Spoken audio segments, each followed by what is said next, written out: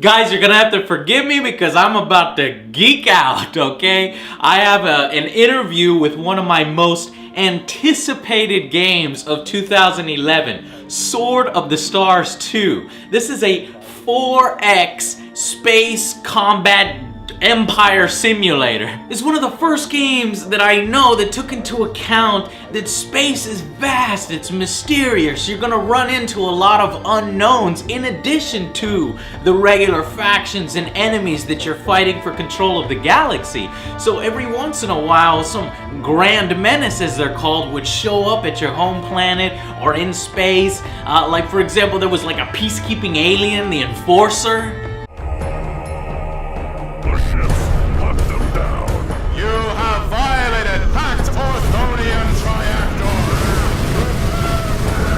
And rumor has it, that guy's coming back for the sequel. So enough talking, I want to show you my interview, which I could hardly focus on because, you know, there are a few games out there that you're truly a fan of, and this is one of them. So I hope you guys enjoy and learn a little bit more about Sword of the Stars 2. And then at the end of the video, we got some exclusive gameplay of the footage to share with you, so stay tuned for that.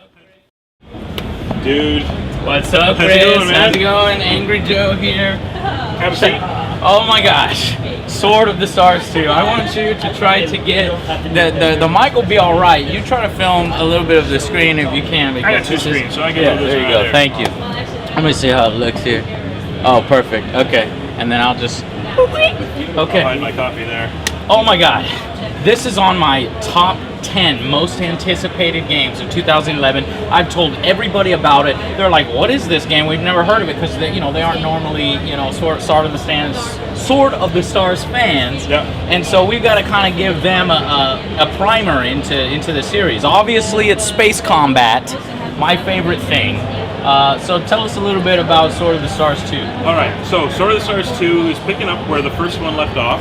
So fans of the first game that know the backstory know that the 6 races are coming back.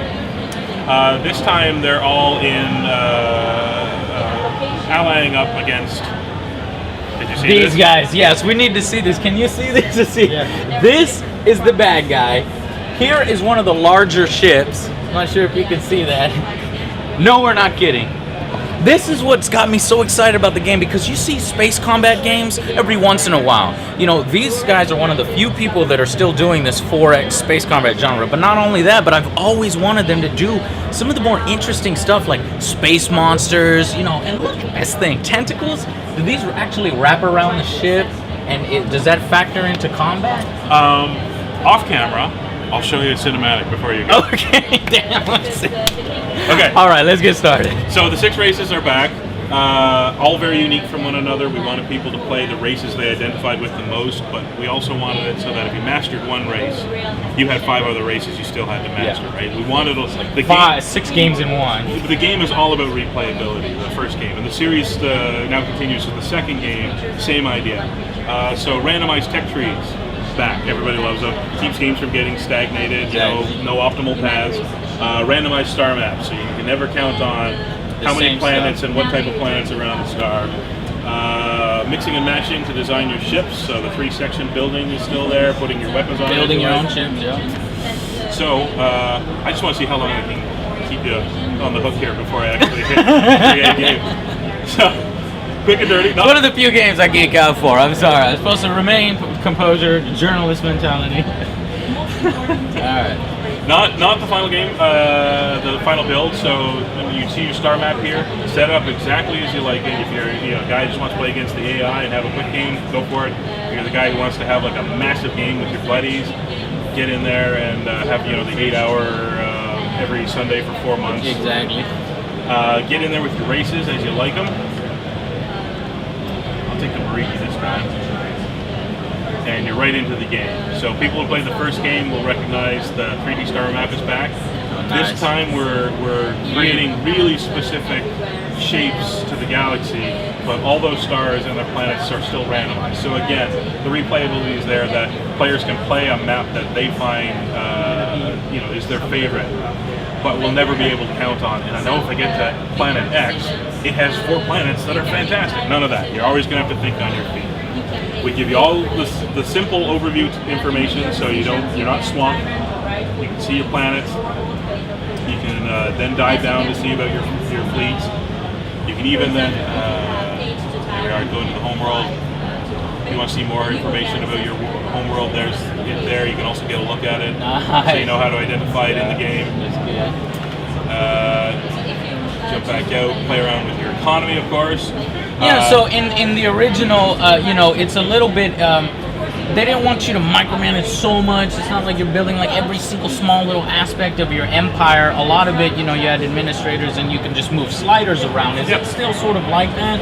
And how have you changed this kind of experience, managing your empire? Is there anything like massively new in this type of thing, other than the UI? Well, I'll show you the same philosophy is still there from the first one. I mean, what we're trying to do is to broaden it up to gamers that don't classically think of those. The guys you're just selling the game to, you're pushing it to. Those guys, if they knew that it wasn't, the spreadsheet number wars that you see elsewhere, and they knew there was more combat or new tactical combat or whatever, might be a little more into it. So we try to streamline as much. But like I say, you can still get down and deep and dirty with it. Okay. But we try to keep it simple. But some of the things, for example, everything is fleet managed. Mm-hmm. So you build your fleet and they're assigned to a planet and they have their area of operations.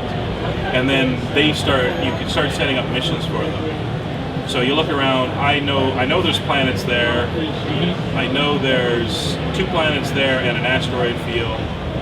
I know that, we've got 2 gas, okay, that's useless, 2 gas giants, what am I going to do? Maybe I set up a station there later. So rather than you trying to wrap your head around, I have 100 ships, how do I organize them into a fleet, and then how do I move them around, and you organize them into fleets beforehand, they have their area of operation, and you assign them missions. So in this case, I would pick I want to go here and have, look at what's going on. So I right click on it, I'm going to send out a survey mission. Pops up, I get a look at, near space, I can pick my fleet, I can throw ships in and out of it. Gives you some rough idea how long it's going to take. Shows you the admiral. That's cool. Are you able to name your admirals? I don't know about that yet. We got a lot of naming going on. You can name your ships. I know you can name your ships, and the labels actually appear on the ship, so I can do like, USS Constitution or Texas or something like that. And your worlds. And your worlds. Because right now, I hope you guys can name admirals. That would be pretty cool. But if not, it's actually kind of cool to see. Everything else. Yeah, it's actually cool to see these, how they progress. Admirals are like pets. Yeah, exactly. They don't live 300 turns. You're right. Why name them? You only get attached to them. No, we want people to get attached to their admirals. We want people to get attached to their ships, naming them. We really want you to really pee in the face of your opponents by getting to a world, naming it, and then even if he kicks you off later, he's always reminded it's not his. You suck. Utopia. So I say commit. I've done all the stuff I'm normally going to do, right? I've gone into the tech tree. Yeah, let's check out the tech tree. There's the research tech tree. Very cool. Can we go into one of them and see? Hell yeah, I'm going to find there's my fave there. So this is the new psionics branch. So there's, let's just say when the big bad guys, the Silica, come back, they're unique. And because of their uniqueness, the races start to respond, special individuals with their own little talents and advantages. I know what you're saying. Yeah. They unlock stuff. Okay. But there's a lot of cool stuff in there. So yeah, same deal with the randomized tech tree in that we don't show you where the tree's going, and we don't show you everything you do and do not have. I like that because it's part of discovery, Yeah. Especially when it's randomized. So and keep all this in mind, because as you're unlocking these things, it's feeding them into the Satsapedia, and I'll show you at the end there. So you can keep track of all that cool stuff. Did some researching. Let's see. I'll go in, and with the stuff I've got, I can design some ships, play around with it. You can already see there's a little bit here. You can see the interior life we've added to the ships.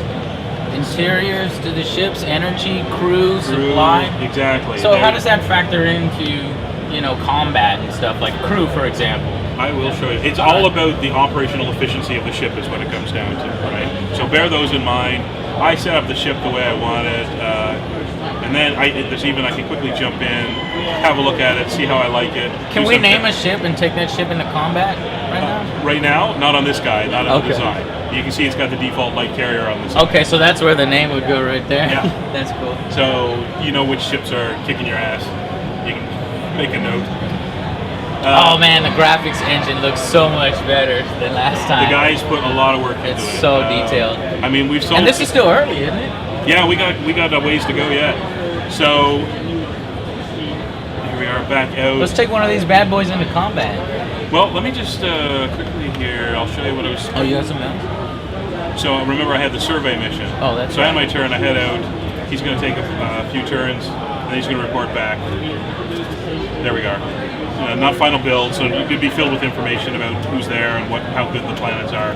So I can already start thinking about who I want to call. So that was his sit rep after he went his mission, and he said, "Okay, Exactly. This is what's here, and this is what's useful." Are you then able to, from that screen, assign another mission, or go back into the mission screen? Well, you're all still in the strategy screen, so Okay. it's very easy to come back out and then go. You know what?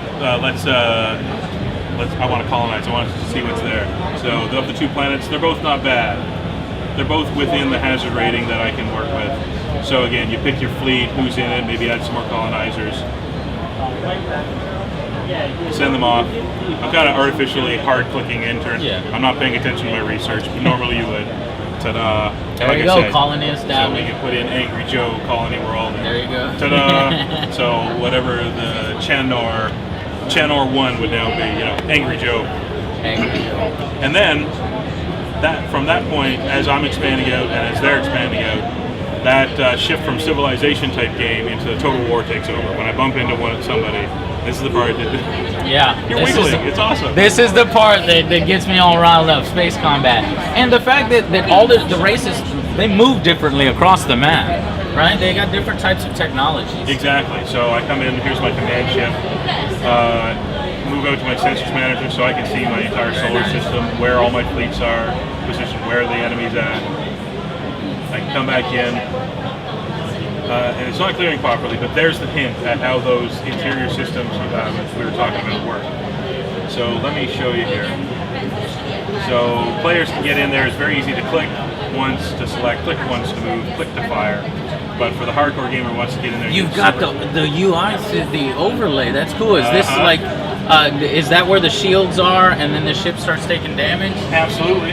So let me. Come here, you. You're in trouble now. So you can see already.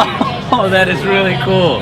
This is like Battlestar Galactica type of stuff. That's exactly. We want people to have that Babylon 5 fun. Yeah, Babylon 5. So let me give you a taste of that. So you can see that stuff going through. It's eating it up, hitting different sections. But what about the rear and the front? Well, our ships, you see how pretty and detailed our ships are. So these things here are an abstraction of Oh, it's the an ship. abstraction. Yeah. Okay. So you'll see shots that look like they're hitting on the side, like right up here, but technically count as a hit on the top. As a hit on that, right? okay. So shots to the rear are actually being fed to these top and bottom parts. Okay. These are to give you a guide of how roughly your ship is supposed to be doing. You're not supposed to get bogged down in micro details here. What you're supposed to be worried about is you're looking at stuff like that going, crap. At which point you want to start doing stuff like, I got to turn. Here, deal with my top for a while. There you go. And I'm diving. So off he goes.